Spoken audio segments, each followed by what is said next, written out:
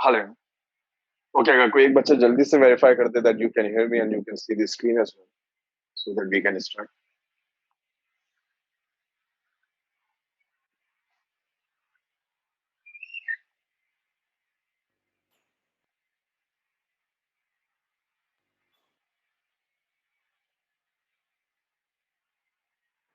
Hello, अस्सलाम वालेकुम sir. हाँ सर, जी मैम। जी सर, आप स्क्रीन भी सही नज़र आ रही है और आपकी आवाज़ भी बिल्कुल क्लियर है। ठीक। अच्छा, अगर सब बिल्कुल जो है वो ठीक है तो हम जो है वो स्टार्ट कर सकते। देखिए, लास्ट टाइम हम बात कर रहे थे इलेक्ट्रिकल मेजरिंग इंस्ट्रूमेंट की। हमने कुछ जिक्र किया गैल्वानोमीटर का, एमीटर का, वोल्ट मीटर का। फिर मैंने कुछ वो मल्टी रेंज एमीटर का जिक्र किया, मल्टी रेंज वोल्ट मीटर का जिक्र किया। आज हम इसी टॉपिक को जो है थोड़ा आगे बढ़ाएंगे। देखिए, क्लास के बिल्कुल एंड में हमने बात की थी वीट स्टोन ब्रिज की। और वीट स्टोन ब्रिज के हवाले से जो बात आपको बताती थी वो ये कि वीट स्टोन ब्रिज एक खास कंडीशन में इस्तेमाल होता है। That condition is actually known as balance Wheatstone bridge. और जब हम जुमला इस्तेमाल करते हैं बैलेंस वीट स्टोन ब्रिज, इसका मतलब ये होता है कि जो गैल्वानोमीटर है उसमें कोई करंट नहीं होगा। कोई करंट ना होने का मतलब ये था कि वो जो दो पॉइंट्स थे बी और डी, उनका पोटेंशियल सेम बन जाएगा, पोटेंशियल डिफरेंस जीरो बन जाएगा। आपने इक्वेशंस बनाई और इन दी एंड जो रिजल्ट आपके पास आया वो रिजल्ट वीट स्टोन ब्रिज में क्या होता था? R1 over R2 is equal to R3 over R4। आप इसको R1 ओवर R3 लिख दें और R2 ओवर R4 लिख दें, डजंट मेक एनी डिफरेंस। ठीक। हमें सिर्फ ये रूल जो है वो याद रखना है कि वीट स्टोन ब्रिज आप एक खास कंडीशन में इस्तेमाल करेंगे। That condition is known as balance Wheatstone bridge. और बैलेंस का मतलब है गैल्वानोमीटर में कोई डिफ्लेक्शन ना हो, जिसे प्रैक्टिकल की लैंग्वेज में आप नाम देते थे नल पॉइंट का। क्योंकि अनफॉर्चुनेटली आपने प्रैक्टिकल जो है वो सिर्फ स्कूल कॉलेज में ही किए होंगे, क्योंकि शायद सेंटर में तो आपको प्रैक्टिकल करने की जरूरत ना पड़ी हो। गैल्वानोमीटर से जब करंट पास नहीं होता तो आप उस पॉइंट को कहते थे नल पॉइंट। और नल पॉइंट का मतलब ये होता है कि गैल्वानोमीटर आपको जीरो डिफ्लेक्शन दे दें। अब इस व्हीट स्टोन ब्रिज को बुनियाद बनाकर आपने दो मेजरिंग इंस्ट्रूमेंट और बनाए। प्रैक्टिकल में आपने दोनों इस्तेमाल भी किए। अगर कोई बच्चा नाम बता दे कि सर ये दो इंस्ट्रूमेंट हमने प्रैक्टिकल में यूज किया और ये व्हीट स्टोन ब्रिज पे वर्क करता है, तो मुझे थोड़ा आइडिया होगा कि आप लोगों ने प्रैक्टिकल एटलीस्ट कॉलेज में तो किए ही होंगे। जी। अगर कोई बच्चा जो है वो बताना चाहे।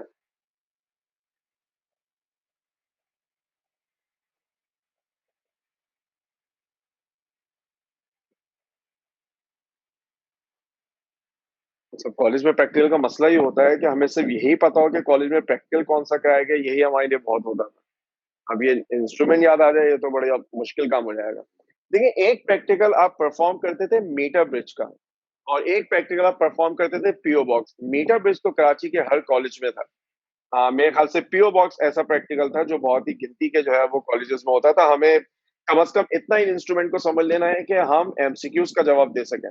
देखिए, जो पहला इंस्ट्रूमेंट आज हम पढ़ेंगे वो पहला इंस्ट्रूमेंट होगा मीटर ब्रिज। नाम से जाहिर है, मीटर का मतलब जब भी फिजिक्स में टर्म मीटर आ जाए तो इसका मतलब होता है लेंथ इज 1 मीटर और 100 सेंटीमीटर। जैसे मीटर रॉड, मीटर स्केल, इन सब का मतलब क्या है कि आपके पास जो लेंथ होगी वो लेंथ जो है वो 1 मीटर होगी। तो हमारे पास मीटर ब्रिज में एक वायर है। ये वायर जो है वो एक कॉपर वायर नहीं है। ये वायर जो है वो एक एलॉय से बनाया गया कॉन्स्टेंटन जो नॉर्मली जो है वो यूज किया जाता है। इस वायर की खास बात यह है, या इस एलॉय की खास बात यह है कि इसकी रेजिस्टेंस बहुत ज्यादा होती है। यानी अगर आप इस वायर को, इस पीस ऑफ वायर को रेजिस्टेंस के तौर पे भी इस्तेमाल करना चाहें तो आप इसको बिल्कुल इस्तेमाल कर सकते हैं। नॉर्मली जितने वायर्स होते हैं जो हम इलेक्ट्रिकल सर्किट में यूज करते हैं उनकी रेजिस्टेंस जीरो मानी जाती है। आपने सर्किट के अंदर कॉपर वायर यूज किया, हम कॉपर के बारे में कहते हैं कि उसकी रेजिस्टेंस जो है वो ऑलमोस्ट हमारे लिए क्या है, जीरो है।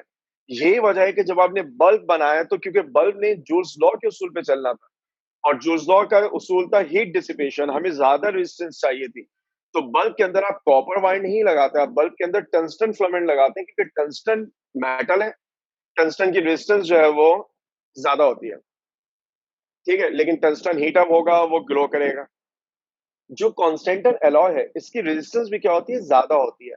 तो आप इस वायर को एज ए रेजिस्टेंस इस्तेमाल कर सकते हैं।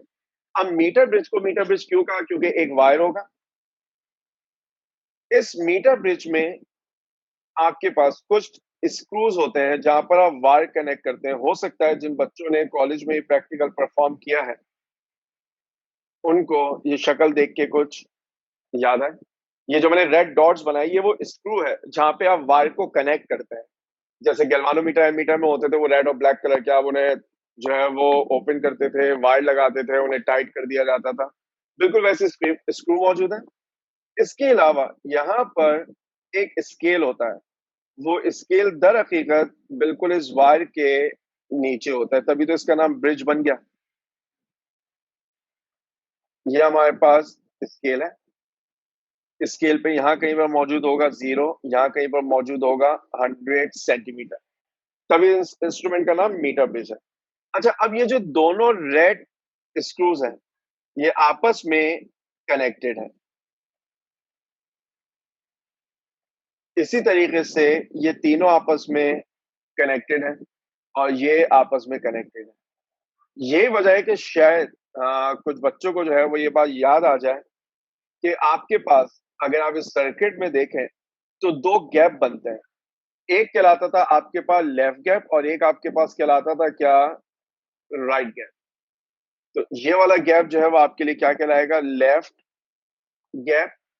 और ये आपके पास कहलाएगा राइट गैप। जिन बच्चों ने प्रैक्टिकल जो है वो परफॉर्म किया है, वैसे आप में से कितने बच्चे ऐसे हैं जिन्हें याद है कि मीटर ब्रिज का कोई प्रैक्टिकल आपने परफॉर्म किया? वैसे अपने हैंड रेस करते हैं, मुझे थोड़ा सा आइडिया हो जाएगा कि मैं किन बच्चों से जो है वो मुखातिब हूँ।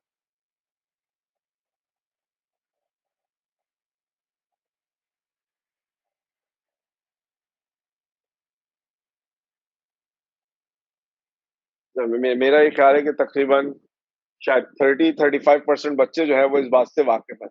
तो ये है लेफ्ट गैप और एक है आपके पास राइट गैप।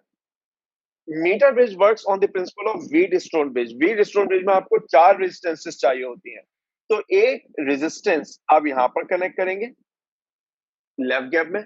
ये आपकी नॉन रेजिस्टेंस है जिसको मैं कह देता हूं आर। आर से मुराद है क्या? Non resistance. मैं थोड़ी सी इतनी डिटेल बता दूं कि जो बच्चे पहली दफा मीटर ब्रिज सुन रहे हैं कम से कम उन्हें आइडिया समझ में आ जाए कि हमें करना क्या होता है। जो राइट गैप है, इस राइट गैप के अंदर मैं कनेक्ट करूंगा अननोन रेजिस्टेंस, जिसको मैं नाम दे देता हूं एक्स। ये एक्स हमारे लिए कहलाएगी क्या? Unknown resistance. ठीक। जो मिडिल टर्मिनल है, इस मिडिल टर्मिनल पे आप कनेक्ट करते हैं एक इंस्ट्रूमेंट जिसका नाम है गैल्वानोमीटर। मेरे ख्याल से आप में से हर बच्चे इस नाम से वाकिफ होगा। अच्छा, अब एक जो टर्म मैं यूज करता हूँ ना बार बार, की, जैसे मैंने कल भी की थी। हाँ, ये कीज जो है वो कई तरह की होती है। फॉर एग्जाम्पल एक की ऐसी होती है जिसको आप टैप करते हैं। जिसको आप टैप करेंगे यानी नजर भी आ रहा है कि आप इस सेगमेंट को टैप करेंगे तो ये इससे कांटेक्ट में आ जाएगा, सर्किट कंप्लीट हो जाएगा। ये टैपिंग की कहलाती है। इसी तरह एक वन वे की होती थी। आप वायर लगाते थे और इसमें एक प्लग होता था, प्लग लगाते थे निकालते थे। अगर रेजिस्टेंस बॉक्सेस आपने यूज किए, मैं तो शायद आप रिकॉल कर पा रहे हो कि इस तरह की होती थी और आपके पास जो है वो एक स्लॉट होती थी जिसमें आप की को लगाते थे, सर्किट कंप्लीट हो जाता था, की को बाहर निकालते, सर्किट ओपन हो जाएगा। ये वन वे की कहलाती है। इसी तरह एक की होती है जिसको आप नाम देते हैं टू वे की, जिसमें आप दो कीज जो है वो इंसर्ट कर सकते थे। अगर पोटेंशियोमीटर जहन में है तो आपने वहां पर इस्तेमाल की। एक की होती है जिसे जॉकी कहा जाता है, बिल्कुल इस पेंसिल की तरह होती है। ठीक है, और शायद आपको याद आए कि जॉकी जो है वो हॉर्स राइडर को कहते हैं। इसे जॉकी क्यों कहते हैं? क्योंकि ये वायर के ऊपर राइड करेगी। जैसे हॉर्स के लिए आप कहते हैं ना वो गैलपिंग होती है, वो इस तरह जो है वो मूव करता है। आप इस की को कभी भी वायर पे स्लाइड नहीं करते। क्यों? अगर आप इसको स्लाइड करेंगे तो वायर का टेम्परेचर चेंज होगा, टेम्परेचर चेंज होगा, रेजिस्टेंस चेंज होगी, रेजिस्टेंस चेंज होगी, ओम्स लॉ अप्लाई नहीं होगा। हम जितने टॉपिक पढ़ रहे हैं हर जगह हम ओम्स लॉ अप्लाई कर रहे हैं, यानी हमारी आर का कांस्टेंट रहना जरूरी है। कभी इसको जॉकी कहा गया है, इसे स्लाइडिंग की नहीं कहेंगे। अगर आप इसे स्लाइड कर देंगे तो रेजिस्टेंस चेंज जाएगी। ये जो है वो बिल्कुल जैसे हॉर्स गैलपिंग करता है वो इस तरह चलेगा। तो आपके पास ये कहलाती है जॉकी। मैंने यहाँ पर एक जॉकी कनेक्ट की। अब इस पूरे वायर पे आप जब जॉकी को रखेंगे तो गैल्वानोमीटर आपको डिफ्लेक्शन देगा। हमें बेसिकली चाहिए नल पॉइंट। नल पॉइंट वो पॉइंट है जहां पे गैल्वानोमीटर जीरो डिफ्लेक्शन देता है। लेट्स से जब मैंने जॉकी को इस पॉइंट पे रखा तो यहाँ पे मुझे नल पॉइंट मिला, तो मैं एन को यहाँ पर मेंशन कर देता हूँ कि मेरे नजदीक एन से मुराद है क्या, नल पॉइंट। और नल पॉइंट से मुराद है zero deflection of galvanometer. Null point से मेरी मुराद क्या है, जीरो डिफ्लेक्शन ऑफ गैल्वानोमीटर। जैसे आपने जॉकी को पॉइंट एन पे रखा, आपको नल पॉइंट मिल गया। अब ये जो वायर था जिसको आपने मीटर ब्रिज का नाम दिया हुआ है, ये वायर बेसिकली दो हिस्सों में डिवाइड हो गया, एक लेफ्ट पर है और एक राइट पर है। जो लेफ्ट पर है इसको मैं नाम देता हूं आर, आर का, क्योंकि ये आर रेजिस्टेंस के अपोजिट है। और इस वायर की जो लेंथ है यहां से लेके यहां तक, इस लेंथ को हम नाम देते हैं L R, length of the wire opposite to resistance R. देखिए वो बच्चे जो इस बात में कंफ्यूज हैं उनको मैं थोड़ा सा और आसान करूं।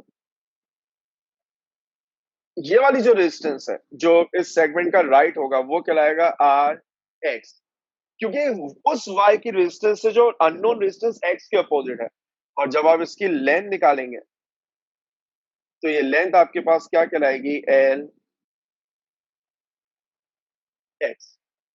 तो अब आपके पास टोटल चार रेजिस्टेंसेस हो गई, R X R R R X. आप गौर से देखें तो गैल्वानोमीटर और जॉकी जो है वो दो के जंक्शन पे लगा हुआ है। और फिर सबसे एंड में आपके पास जो एक चीज हम कनेक्ट करना यहाँ रह गई वो ये कि इन दो पॉइंट्स पे आप कनेक्ट करेंगे सेल या फिर बैटरी। अब अगर आप इसको थोड़ा सा विजुअलाइज करें ना, चार रेजिस्टेंसेस हैं, एक गैल्वानोमीटर है, एक सेल है। ये टिपिकली जो है वो व्हीट स्टोन ब्रिज बना हुआ है। और व्हीट स्टोन ब्रिज जब बैलेंस्ड होता है, बैलेंस का क्या मतलब है, गैल्वानोमीटर कितनी डिफ्लेक्शन है, जीरो। तो हम रूल क्या बनाते थे, R1 over R2 equal R3 over R4। अब अगर आप थोड़ा सा रिकॉल करें लास्ट टाइम वाला जो व्हीट स्टोन ब्रिज था, तो ये इक्वेशन ऐसी बननी चाहिए, R ओवर R2 यानी X, R3 ओवर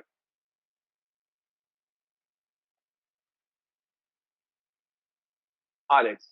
अगर आप जो है वो व्हीट स्टोन ब्रिज के एतबार से देखेंगे तो आपके पास जो है वो टोटल चार रेजिस्टेंसेस होंगे। ठीक है, आपके पास जो है वो टोटल चार रेजिस्टेंसेस होंगे। ठीक है, और अगर आप उन चार रेजिस्टेंसेस पे व्हीट स्टोन ब्रिज अप्लाई करना चाहते हैं तो इक्वेशन आपके पास जो है वो कुछ इस तरीके से बन जानी चाहिए।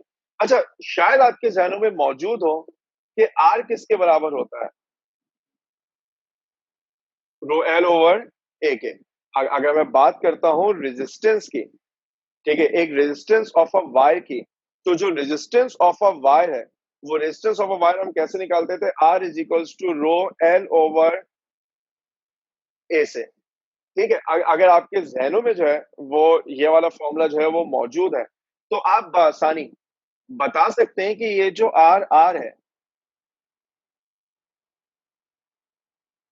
ये जो आर आर आपके पास मौजूद है, इसकी वैल्यू क्या होनी चाहिए, रो एल आर ओवर ए। क्योंकि जो आर आर की लेंथ है जिसे मैंने एल आर कहा है, अगर आप फिगर के अंदर जो है वो देख पा रहे हैं, इसी तरह एक रेजिस्टेंस जिसको मैंने आर एक्स कहा है, तो मेरे पास जो आर एक्स है वो होना चाहिए रो एल एक्स ओवर ए, क्योंकि मैंने यहाँ पर वो रेजिस्टेंस वाला फॉर्मूला जो है वो अप्लाई कर दिया। तो अब मैं करना क्या चाहता हूं, मुझे मालूम करनी है अननोन रेजिस्टेंस। अननोन रेजिस्टेंस का मतलब मेरे लिए क्या था, एक्स, तो पहले एक्स का फॉर्मूला बनाने से पहले मैं वैल्यूज पुट कर दूंगा। तो आर ओवर एक्स इक्वल ये क्या बनेगा, रो एल आर ओवर ए, रो एल एक्स ओवर ए। रो से रो कैंसिल, ए से ए कैंसिल। जब आपने रो से रो कैंसिल किया इसका मतलब है पूरा एक वायर एक सिंगल मटेरियल का होना चाहिए। ये एमसीक्यू बनाया जा सकता है कि क्या हम मीटर ब्रिज में एक ऐसा वायर इस्तेमाल कर सकते हैं जो आधा एक मटेरियल का बना हुआ हो आधा दूसरे मटेरियल का बना हुआ। हम नहीं कर सकते, क्यों, हमने वर्किंग में रेजिस्टिविटी को रेजिस्टिविटी से कैंसिल किया है, जिससे वो सिर्फ उस सूरत में मुमकिन है जब वायर की रेजिस्टिविटी यूनिफॉर्म, जब वायर की रेजिस्टिविटी यूनिफॉर्म हो। फिर इसी तरह ये सवाल हो सकता है कि क्या मीटर ब्रिज के अंदर हम एक ऐसा वायर इस्तेमाल कर सकते हैं जिसकी थिकनेस चेंज हो रही है, यानी यूनिफॉर्म थिकनेस ना हो। आप एक एंड से दूसरे एंड जा रहे हैं तो वायर का क्रॉस सेक्शन एरिया बढ़ रहा है, तो आप ये नहीं कर सकते। क्यों? क्योंकि आपने एरिया से एरिया को क्या किया हुआ है, कैंसिल किया हुआ है। ठीक, अब ये क्या बन जाएगा आपके पास, R over X equal L R over L X. मुझे एक्स की वैल्यू चाहिए, तो आप यहां से जो है वो एक्स का फॉर्मूला बना लें। तो हमारे पास एक्स की इक्वेशन क्या बन जाएगी, L X over L R times R. अच्छा, अब मेरा मेरा अपना ख्याल है कि टॉपिक जो है वो बेसिकली प्रैक्टिकल का टॉपिक था, चैप्टर 15 के अंदर मौजूद है। मैंने डेरिवेशन जो है वो आपको करा दी है, इस उम्मीद पे कि जो सीधा सीधा बातें हैं ना, कि अब मीटर ब्रिज से मुतालिक क्या सवाल आ सकता है। Number one, what is the principle of metre bridge? It works on the principle of Wheatstone bridge. अगर आपसे कहा जाए कि मीटर ब्रिज के अंदर वायर के क्या कैरेक्टरिस्टिक होने चाहिए, uniform thickness, same material, constant temperature, कभी आप उस जॉकी को स्लाइड नहीं करेंगे बल्कि कैप करेंगे। अननोन रेजिस्टेंस का फॉर्मूला क्या है, L X over L R into R. अब आपको इन वेरिएबल का मतलब मालूम होना चाहिए। X is unknown, R is known resistance. L X का मतलब है वो लेंथ ऑफ वायर जो एक्स के अपोजिट है। मैंने जो है वो यहाँ पर एल आर और एल एक्स जो है वो इंडिकेट किए हुए भी हैं, मैं आपकी आसानी के लिए जो है वो मेंशन भी कर देता हूँ। एल एक्स का मतलब है, इनफैक्ट एल आर का मतलब है length of wire opposite to R. और अगर हम बात करेंगे एल एक्स की, तो एल एक्स का मतलब होगा length of wire opposite to X. कम से कम इतना भी आपको याद रहेगी ना, जितनी बातें मैंने तीन चार पॉइंट आपको बता दिए, ये आपके लिए मोर देन इनफ है। डेरिवेशन इसलिए करा दिए कि जिन्होंने प्रैक्टिकल किया हुआ है वो शायद रिकॉल कर पाएंगे, जिन्होंने प्रैक्टिकल नहीं किया हुआ शायद उनको थोड़ा सा आइडिया हो जाए कि ये ऑपरेट होता किस तरह है। मीटर ब्रिज के बाद जो अगला इंस्ट्रूमेंट आपने पढ़ा, अच्छा इसके बारे में आप जो अगला इंस्ट्रूमेंट हम पढ़ेंगे, ये कराची में गिनती के ही कॉलेजेस में प्रैक्टिकल होता था। वैसे आप में से कितने बच्चे ऐसे हैं जो पीओ बॉक्स से वाकिफ हैं? चैप्टर 15 का टॉपिक है, चैप्टर में मौजूद भी है। चले, एक अजबा अमजद जो है वो इस नाम से वाकिफ है। क्लास में मुझे अगर निकाल दें 70 बच्चे हैं, एहसन इकबाल जो है वो वाकिफ है। चार हो गए, चले जबरदस्त। इसका मतलब है कुछ बच्चे जो है वो जानते, मैं एक आध से कुछ पूछ ही लूं। जी अजवा, हाँ मैंने आपको अनम्यूट किया, तो आपने प्रैक्टिकल परफॉर्म किया हुआ या थ्योरी में पढ़ा हुआ है?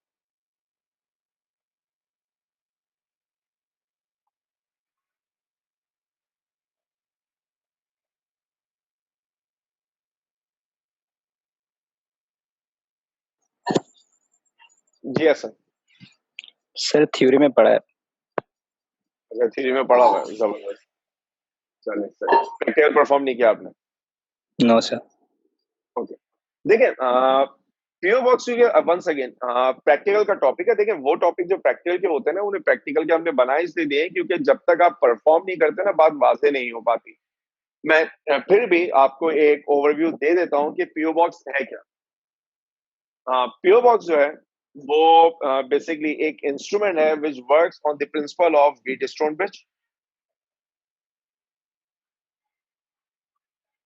तो पहली चीज ये कि इसका जो प्रिंसिपल होगा वो क्या होगा, व्हीट स्टोन ब्रिज। अच्छा, यही प्रिंसिपल जो है वो आपके पास जो है वो मीटर ब्रिज का भी होता है। तो मैं इसके आगे जो है वो मेंशन कर ही देता हूँ कि इसका प्रिंसिपल ऑफ वर्किंग भी जो है वो वीट स्टोन ब्रिज था। एनीवेज, सो जो पीओ बॉक्स है इसका प्रिंसिपल ऑफ वर्किंग है वीट स्टोन ब्रिज। जब मैं जुमला इस्तेमाल करता हूँ वीट स्टोन ब्रिज, इसका मतलब ये होता है कि मुझे चाहिए होगी चार रेजिस्टेंसेस, मुझे चाहिए होगा एक गैल्वानोमीटर, और मुझे चाहिए होती है नॉर्मली दो कीज। इस सर्किट में एक की तो हमने वो जॉकी इस्तेमाल की है, जो दूसरी की होगी ना, वो दूसरी की आपको यहाँ पर इस बैटरी के साथ लगी हुई नजर आएगी। तो अब अगर आप बात करते हैं पीओ बॉक्स की, तो देखिए पीओ बॉक्स देखने में कैसा दिखेगा आपको। पीओ बॉक्स के अंदर कुछ प्लग्स होते हैं जिनमें रेजिस्टेंस मौजूद होती है।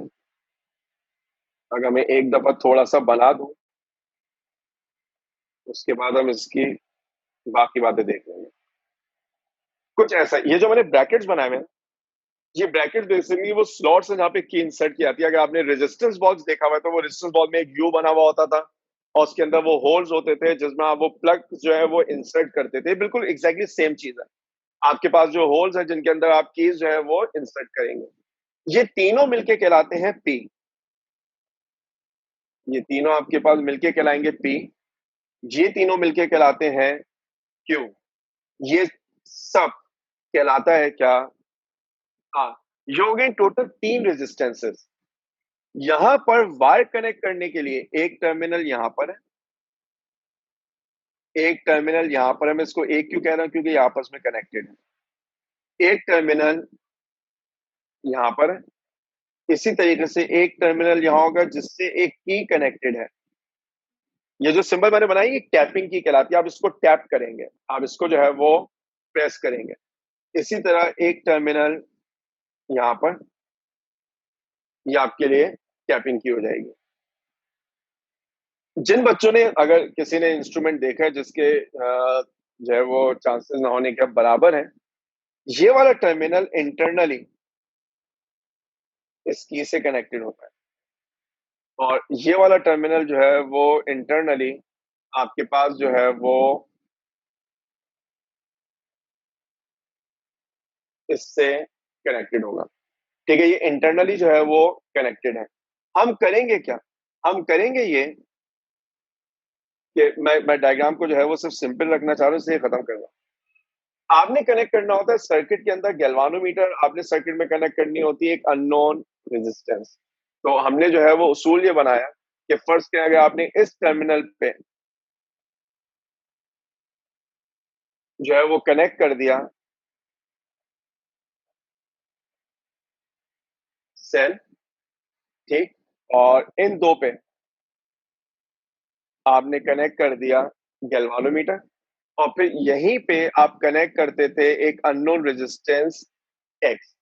सिर्फ जो समझाने का मकसद है वो समझाने का मकसद ये है कि यहाँ पर भी चार रेजिस्टेंसेस होंगी, पी क्यू आर और एक्स। यहाँ पर भी एक सेल होगा, एक गैल्वानोमीटर होगा और दो कीज होंगी। यानी सर्किट देखने में आपको बिल्कुल वैसा लगेगा जैसा वीट स्टोन ब्रिज होता है, क्योंकि आप डेफिनेटली एप्टीट्यूड में वो आपसे जो है वो ये सब कुछ नहीं पूछेंगे क्योंकि प्रैक्टिकल की बात है। सिर्फ हमें याद क्या रखना है, नंबर वन, पीओ बॉक्स का प्रिंसिपल ऑफ वर्किंग जो है वो वीट स्टोन ब्रिज है। पीओ बॉक्स के अंदर जो अननोन रेजिस्टेंस होती है एक्स, वो बराबर होती है किसके? P over Q times R के। अगर आप पीओ बॉक्स के अंदर जो है वो अननोन रेजिस्टेंस जो है वो निकालना चाहेंगे तो वो अननोन रेजिस्टेंस जो है वो किससे निकाली जाएगी? P over Q times R से। ठीक, पी एक रेजिस्टेंस है, क्यू एक रेजिस्टेंस है, आर एक रेजिस्टेंस है। डेफिनेटली आपसे जो है वो वर्किंग पूछे जाने का तो सवाल ही नहीं है।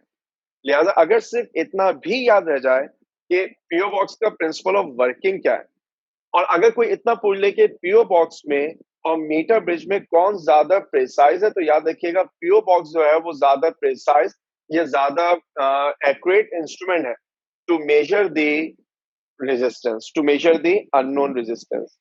ठीक है, अगर आप में से मेजोरिटी ने, क्योंकि वीट स्टोन ब्रिज बहुत सारे, मीटर ब्रिज बहुत सारे बच्चों ने किया हुआ था, इसलिए मैंने उसकी डेरिवेशन कराने का चांस भी ले लिया, गो के एप्टीट्यूड के लिए हमें नीड नहीं थी। लेकिन अब अगर मैं पीओ बॉक्स की डिस्क्रिप्शन में जाऊंगा तो वो आपके लिए जिंदगी मुश्किल हो जाएगी, तो उतना बता दिया जितना आपके लिए काफी है। फिर भी अगर किसी को शौक हो तो हम बाद में बिल्कुल इसे जो है वो डिस्कस कर सकते हैं। इस चैप्टर में आपने एक इंस्ट्रूमेंट और पढ़ा और वो इंस्ट्रूमेंट था पोटेंशियोमीटर। वंस अगेन प्रैक्टिकल का टॉपिक था। ये मेरे ख्याल से ऐसा टॉपिक होगा जो मेरे ख्याल से आप में से मेजोरिटी ने जो है वो शायद देखा भी हो, प्रैक्टिकल परफॉर्म भी किया हो। वैसे कितने बच्चे ऐसे हैं जो पोटेंशियोमीटर के नाम से वाकिफ हैं? अगर अपने हैंड रेस करें तो मुझे थोड़ा सा जो है वो आइडिया हो जाएगा कि मुझे किस हद तक जो है वो टॉपिक पढ़ा देना चाहिए। ठीक, हाँ, यानी यहाँ पर जो है वो लोग पोटेंशियोमीटर जानते हैं। कितने बच्चों ने पोटेंशियोमीटर का प्रैक्टिकल किया हुआ है?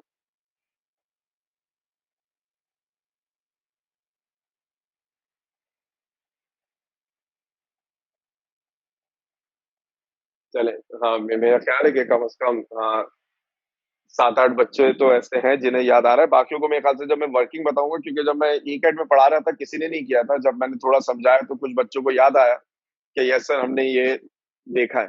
देखिए, पोटेंशियोमीटर एक तो पहली बात याद कर लें, क्योंकि हमने वेट-स्टोन ब्रिज पढ़ा, फिर मीटर ब्रिज पढ़ा, फिर पीओ बॉक्स पढ़ा। Metre bridge PO box works on the principle of Wheatstone bridge. Potentiometer doesn't work on the principle of Wheatstone bridge. पहली बात तो ये याद कर लें। पोटेंशियोमीटर का प्रिंसिपल ऑफ वर्किंग बिल्कुल ही डिफरेंट है। वो डिफरेंट प्रिंसिपल ऑफ वर्किंग क्या है, और वो प्रिंसिपल ऑफ वर्किंग आपके लिए नया नहीं है। प्रिंसिपल ऑफ वर्किंग ये है, potential difference is directly proportional to length of the wire. अच्छा, अब ये जो प्रिंसिपल है, potential difference is directly proportional to length of the wire, ये भी आपके लिए नया नहीं है। क्या आप ये बात जानते हैं कि potential difference is directly proportional to resistance? I mean, if current is constant, जितना ज्यादा आर होगा वी उतना ज्यादा होगा। सीरीज कॉम्बिनेशन में वोल्टेज डिवाइडर सर्किट में हम ये उसूल इस्तेमाल करते रहे कि जिसकी रेजिस्टेंस ज्यादा होती है उसके अक्रॉस वोल्टेज ज्यादा हुआ करता है। तो V is directly proportional to R, और हम ये जानते हैं कि R is directly proportional to length. तो अगर मैं ट्रांजिटिव प्रॉपर्टी ऑफ इनइक्वालिटी लगा दूं तो मुझे ये मिल जाएगा V is directly proportional to L। अब जरा पोटेंशियोमीटर सुनिए है क्या। पोटेंशियोमीटर एक वायर है जिस वायर की टोटल लेंथ होती है 10 मीटर। जिस वायर की टोटल लेंथ कितनी होती है, 10 मीटर्स, और वो वायर आपको ऐसा नजर आएगा।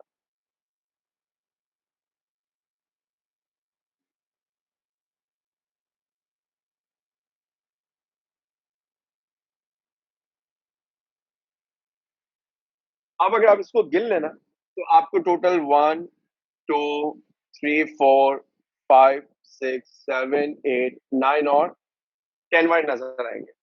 यहां पर एक स्केल मौजूद होगा। लेट्स से वो स्केल जो है वो मैं यहां पर लगा देता हूं।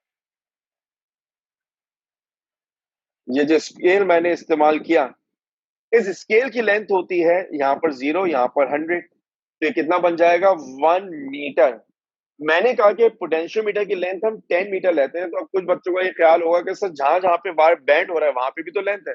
तो होता ही है कि यहाँ पर एक मेटालिक स्ट्रिप लगी हुई होती है। ये मेटालिक स्ट्रिप करेगी क्या, ये मेटालिक स्ट्रिप वायर को दूसरे वायर से शॉर्ट करेगी। देखिए, इस बात को समझें। उसूली तौर पे फर्ज करें ये एक वायर है, ये दूसरा वायर है। करंट यहां पर आएगा, फिर इस वायर के सेगमेंट से पास होगा और फिर इधर आएगा। लेकिन अगर मैं यहाँ पे कोई ऐसा कंडक्टर, एक ऐसी स्ट्रिप लगा दूं जिसकी रेजिस्टेंस ना होने के बराबर हो, करंट यहां से जंप करके यहां पर आ जाएगा, तो ये जो वायर की लेंथ होगी वो इस्तेमाल नहीं होगी। हम क्या करते हैं, हम ये जो स्ट्रिप लगाते हैं, जो स्ट्रिप मैं यहाँ पर अभी आप देखेंगे कि मैं लगा देता हूं। अगर ये स्ट्रिप मौजूद ना हो, जैसे अभी उसूली तौर पे क्या होगा, करंट आएगा 1 में, इधर जाएगा और इधर जाएगा। अब ये जिगजैग जो है वो फ्लो करता रहेगा। लेकिन अगर मैं यहां पर ये स्ट्रिप कनेक्ट कर दूं, कि जो ग्रीन स्ट्रिप मैंने लगाई है, आप ये समझे इसकी रेजिस्टेंस ना होने के बराबर है। इसकी रेजिस्टेंस जो है वो ना होने के बराबर है। नतीजा क्या निकलेगा, वायर की ये वाली लेंथ जो है वो इस्तेमाल ही नहीं होगी। तो अब आप एग्री करेंगे कि वायर सिर्फ सीधे सीधे 1 मीटर के जो है वो इस्तेमाल होते जाएंगे। ये जितने वायर हैं सबकी लेंथ जो है वो 1 मीटर होती है। पूरे पोटेंशियोमीटर में आपके पास सिर्फ 2 कनेक्शन पॉइंट होते हैं, एक यहां पर और एक यहां पर।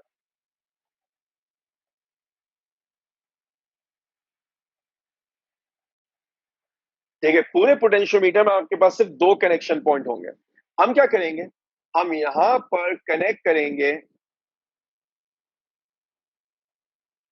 Power supply. ये बैटरी है, लिहाजा मैंने ज्यादा टर्मिनल बनाए। और शायद आपको याद आ जाए कि ये जो सिंबल है ये किसका होता है, रियोस्टेट का। ये जो सिंबल आपके सामने अब आपको नजर आएगा, ये सिंबल जो है वो किसका सिंबल है, रियोस्टेट का सिंबल है। रियोस्टेट का मतलब होता है क्या, वेरिएबल रेजिस्टेंस। ठीक, ये जो सर्किट है ये आपके पास कहलाता है प्राइमरी सर्किट। ये कहलाएगा आपके पास प्राइमरी सर्किट, जो पोटेंशियोमीटर को रन करने के लिए इस्तेमाल होता है। अब आपने क्या किया, आपके पास 2 सेल्स हैं। पोटेंशियोमीटर, जैसा कि नाम से आपको जो है वो नजर आ रहा है, पोटेंशियोमीटर एक ऐसा इंस्ट्रूमेंट है जिससे आप पोटेंशियल को जो है वो मेजर करेंगे।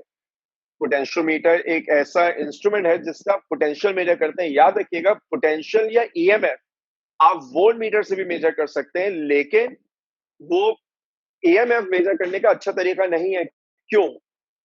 वोल्ट मीटर कब रीडिंग नोट करता है? जब उसमें से करंट पास हो। और शायद अब आपको फौरन क्लिक कर जाए कि सर जब सर्किट में करंट पास हो रहा है तो ईएमएफ को आप मेजर ही नहीं कर पाएंगे, क्योंकि ईएमएफ टर्मिनल पोटेंशियल डिफरेंस के बराबर होता है when there is no current in this circuit. Potentiometer में उस वक्त रीडिंग नोट की जाती है, जो अभी मैं गैल्वानोमीटर कनेक्ट करूंगा, जब गैल्वानोमीटर जीरो डिफ्लेक्शन दे। जीरो डिफ्लेक्शन का मतलब है no current passing through the circuit. तो अब जो रीडिंग वोल्टेज की आएगी वो ईएमएफ के बराबर होगी। मैं आसान कर दूं, वोल्ट मीटर से जो वोल्टेज आप निकालते हैं, हमने उसे प्रैक्टिकल में ईएमएफ के बराबर लिया है, लेकिन वो अप्रोक्सीमेशन है, क्योंकि ईएमएफ टर्मिनल पोटेंशियल डिफरेंस के बराबर कब होता है? जब सर्किट में करंट पास ना हो। और वोल्ट मीटर उस वक्त रीडिंग देता है जब सर्किट में जो है वो करंट पास हो रहा होता है, पहली बात। तो वो ईएमएफ की अप्रोक्सीमेशन है। पोटेंशियोमीटर में रीडिंग उस वक्त ली जाती है जब गैल्वानोमीटर में कोई डिफ्लेक्शन नहीं होती। कोई डिफ्लेक्शन ना होने का मतलब है गैल्वानोमीटर में करंट पास नहीं हो रहा। अगर करंट पास नहीं हो रहा तो अब जो कैलकुलेशन से भी आप वैल्यू निकालेंगे वो ईएमएफ की ज्यादा बेहतर वैल्यू होगी। तो पोटेंशियोमीटर नाम से जाहिर है पोटेंशियल या ईएमएफ मेजर करने का ज्यादा बेहतर तरीका है, इवन वोल्ट मीटर के मुकाबले में। और शायद एनटीएस में एक दफा ये क्वेश्चन पूछा जा भी चुका है कि which of the following is a better instrument to measure potential और ईएमएफ। उसमें वोल्ट मीटर भी मौजूद है, उसमें पोटेंशियोमीटर भी मौजूद है। तो पोटेंशियोमीटर ज्यादा बेहतर जवाब है। पोटेंशियोमीटर से आप पोटेंशियल मेजर करते हैं, पोटेंशियोमीटर से आप बैटरीज के ईएमएफ निकालते हैं, पोटेंशियोमीटर से बैटरी की इंटरनल रेजिस्टेंस निकाली जाती है, पोटेंशियोमीटर से आप अननोन रेजिस्टेंसेस को भी कंपेयर कर सकते हैं। यानी पोटेंशियोमीटर जो है वो आप कह सकते हैं वर्सटाइल है, पोटेंशियल भी की बात हो रही है, रेजिस्टेंस की भी बात हो रही है। अब लेट्स से मैं जो सर्किट बना रहा हूं, ये बना रहा हूं कि अगर मुझे एक अननोन सेल का ईएमएफ निकालना हो तो कैसे निकालें? आप क्या करेंगे? आपने एक सेल लिया जिसका ईएमएफ E1, आपने दूसरा सेल लिया जिसका ईएमएफ E2, इसको कनेक्ट किया एक टू वे की से। एक की यहां लग सकती है, एक की यहां लग सकती है, बीच में लगेगा गैल्वानोमीटर। और गैल्वानोमीटर से क्या लग जाएगा? लग जाएगी जॉकी। ठीक है, आपके पास गैल्वानोमीटर होगा, गैल्वानोमीटर से आप क्या लगा देंगे? जॉकी लगा देंगे। पहली बात तो आपको जो है वो ये वाली समझ में आनी चाहिए कि पोटेंशियोमीटर का सर्किट क्या है। ये ब्लू वाला सर्किट प्राइमरी कहलाता है, जो पर्पल मैंने बनाया ये आपके पास जो है बेसिकली सेकेंडरी सर्किट है। सिर्फ एक छोटी सी बात, आपने पोटेंशियोमीटर पढ़ा नहीं पढ़ा, लेकिन मैंने आपको ये बात इलेक्ट्रिसिटी के बिल्कुल आगाज में बताई थी। जरा E1 E2 और पावर सप्लाई को देखिए, बता सकते हैं ये एक दूसरे से कंडीशन ऑफ सम में कनेक्टेड है या कंडीशन ऑफ डिफरेंस में कनेक्टेड है? अगर आप E1 को देखें, E2 को देखें और E को देखें, तो आपका क्या ख्याल है? ये एक दूसरे से कंडीशन ऑफ सम में कनेक्टेड है, कंडीशन ऑफ डिफरेंस में कनेक्टेड है? पूछ इसलिए रहा हूं क्योंकि मुझे अच्छी तरह याद है कि जब मैंने इलेक्ट्रिसिटी स्टार्ट किया तो वहां पर मैंने इस चीज का जिक्र किया था कि सेल्स जो है वो कब कंडीशन ऑफ सम बनाते हैं और कब कंडीशन ऑफ डिफरेंस बनाते हैं। किसी के ध्यान में है?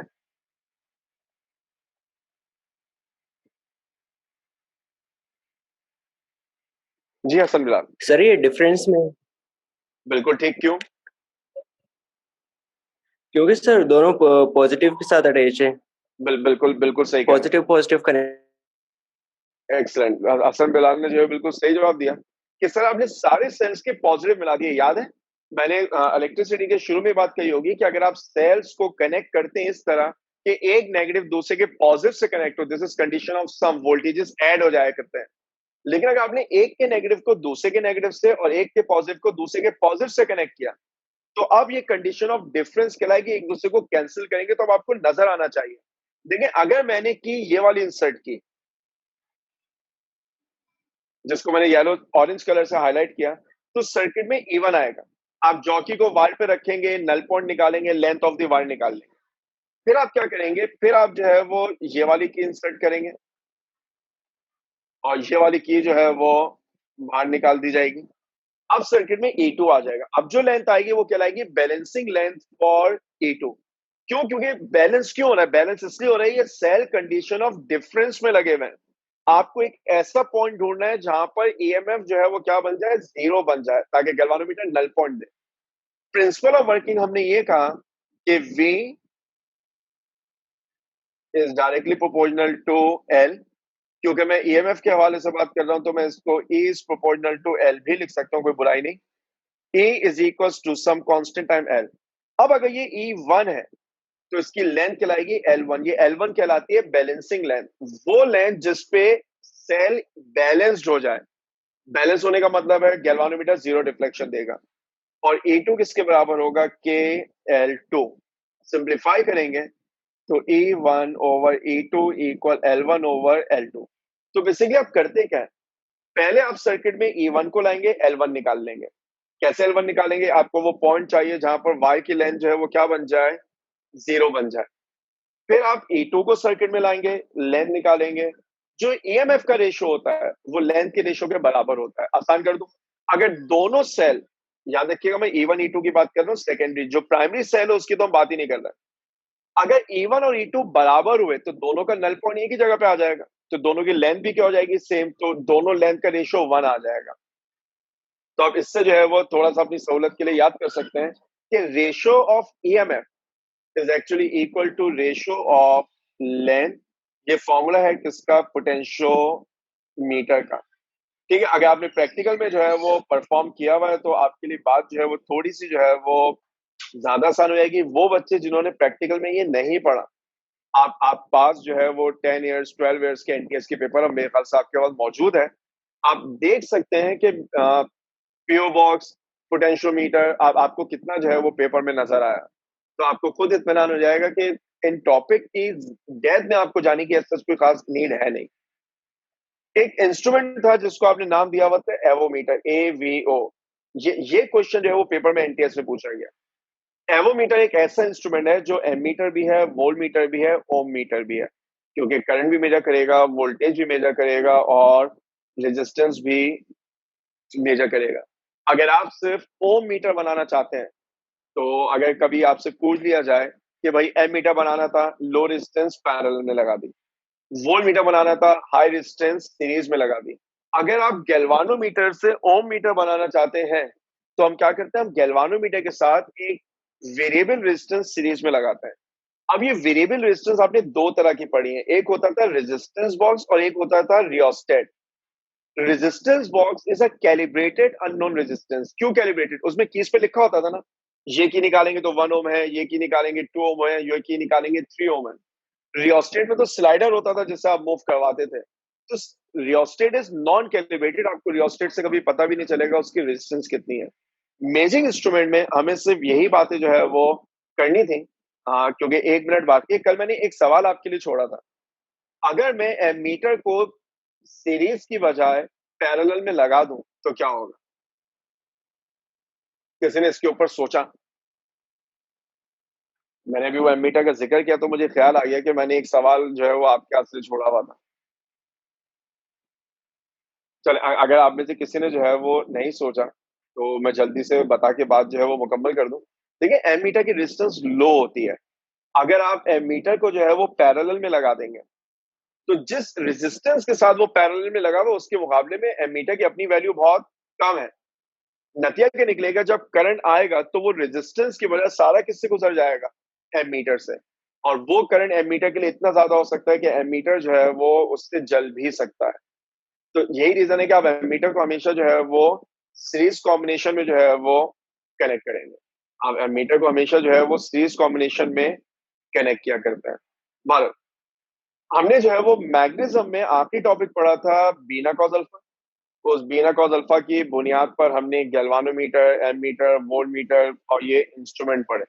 ठीक है, जो मेरी अगली क्लास होगी, हाँ, मंडे को, उस अगली क्लास में मैं आपको जो है वो कोई 2 से 3 न्यूमेरिकल मुझे चैप्टर नंबर 15 के सॉल्व करवाने, वो सॉल्व करवाऊंगा। वापस हम फिर मैग्नेटिज्म के ऊपर जो है वो चले जाएंगे। मंडे को आपका जो टेस्ट होगा उस टेस्ट के अंदर मैग्नेटिज्म जो कुछ हमने पढ़ लिया और ये चैप्टर नंबर 15 जो मेजिंग इंस्ट्रूमेंट है, ये सब जो है वो आपके टेस्ट में जो है वो इंक्लूडेड होंगे। जहां तक रही बात meter bridge, PO box, potentiometer में दोबारा आपको ये बात कहूंगा कि टॉपिक जो है वो प्योरली प्रैक्टिकल के टॉपिक थे, लिहाजा थ्योरी एग्जाम में भी बहुत ही कम कम पूछे जाते हैं। इतनी वर्किंग आपको बता दी है जितनी आपके लिए काफी है। ठीक, अगर किसी के जहन में जो है वो कोई क्वेश्चन है तो आप पूछ सकते हैं, अदरवाइज हम यहाँ से रिज्यूम करेंगे इंशाल्लाह अपनी अगली क्लास में।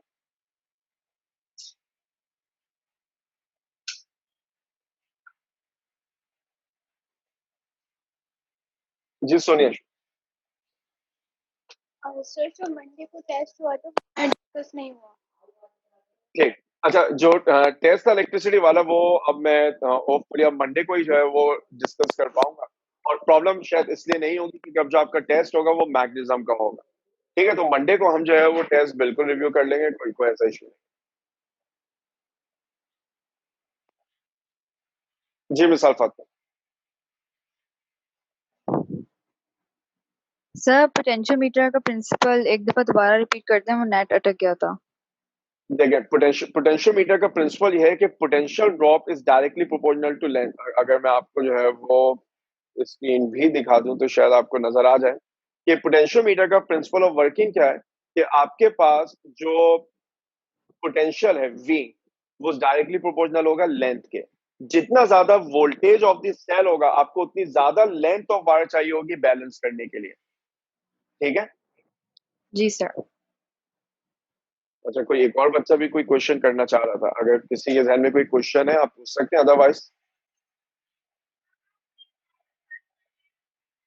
Okay fine. So I will resume from here in next class.